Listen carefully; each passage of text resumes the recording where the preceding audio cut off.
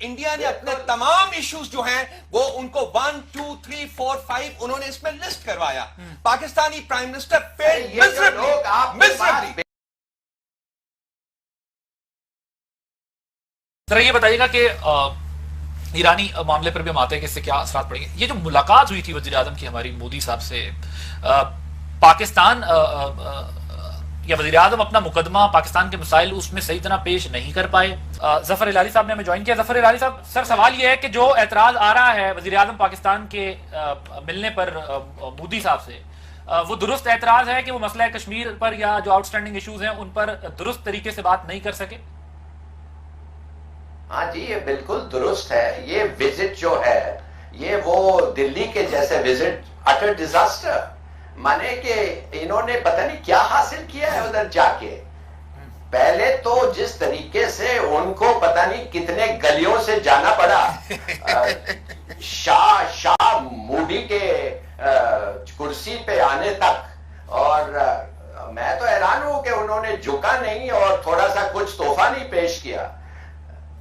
اچھا، number 1. Number 2، hello, ہاں، number 2، یہ کیا مانے کشمیر کا تو کوئی ذکر نہیں ہے. اب وہ کہہ رہے ہیں کہ کشمیر کا ذکر کی ضرورت نہیں ہے، تو اس کے معنی ممبئی کا ذکر کا ضرورت تھا اور کیا سمجھوتا ایکسپریس کا نہیں تھا. اور دیکھیے بات اصل یہ ہے کہ ان کے جو ارد گرد جو ہیں، نواز شریف صاحب خود تو بتا چکے ہیں 2.5 سال میں کہ وہ اپنے فارن منسٹر نہیں نہ ہونا چاہیے، وہ کامیاب بالکل نہیں ہے. اچھا ٹھیک ہے جی، پلیز گو اہیڈ. دیکھیے وہ ظفر ہلالی صاحب تو بالکل صحیح کہہ رہے ہیں جو کچھ بھی کہہ رہے ہیں. میں راجہ صاحب نے یہ کہا ہے کہ کشمیر کو ڈسکس کیا گیا اور باقی کنٹینشس ایشوز کو ڈسکس کیا گیا اور یہ ہمیں انفارم کرنے کی کوشش کر رہے ہیں. دیکھیے اگر یہ ڈسکس کیا گیا تو کیا وجہ ہے کہ وہ ریفلیکٹ نہیں ہو رہے جوائنٹ سٹیٹمنٹ میں؟ کیونکہ گورنمنٹ آف پاکستان نے ابھی تک یہ جوائنٹ سٹیٹمنٹ جو ہے وہ ڈسون نہیں کی. انہوں نے یہ نہیں کہا کہ یہ جوائنٹ سٹیٹمنٹ ہماری دونوں ملکوں کی ایگریڈ سٹیٹمنٹ نہیں ہے، اس کو وہ مان رہے ہیں. تو اگر جیسے کہ انڈیا نے یہ چیزیں ڈالی، یہ چیزیں ان کی طرف سے ڈسکس ہوئی، جو میری انپٹ ہے، میری انفارمیشن ہے، and with due respect and due regard for my friend Raja Sahib, prime minister صاحب کو ہمت ہی نہیں ہوئی یہ باتیں ڈسکس کرنے کی وہاں. اور اگر یہ باتیں ڈسکس کی ہوتی تو وہ جوائنٹ سٹیٹمنٹ میں ریفلیکٹڈ ہوتی. یہ ایک نارمل پروسیجر ہے. ظفر ہلالی صاحب بیٹھے ہوئے ہیں، آپ ان سے پتہ کر لیجئے. جوائنٹ سٹیٹمنٹ ایشو کرنے کا ایک پراپر پروسیجر ہوتا ہے.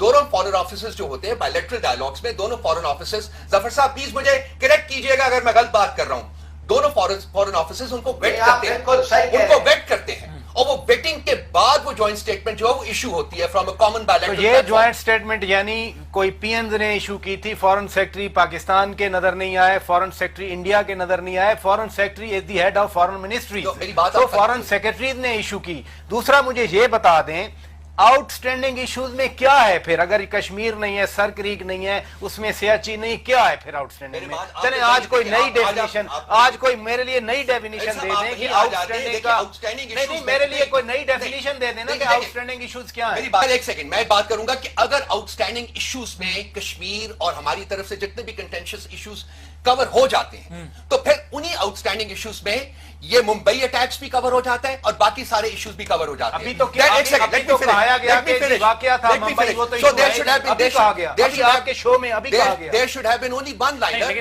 تمام کنٹینشس ایشوز، تمام آؤٹ سٹینڈنگ ایشوز کے اوپر بات ہوئی اور آئندہ جو ہمارا راؤنڈ ہوگا اس میں یہ دوبارہ ہم ڈسکس کریں گے. یہ نہیں ہوا.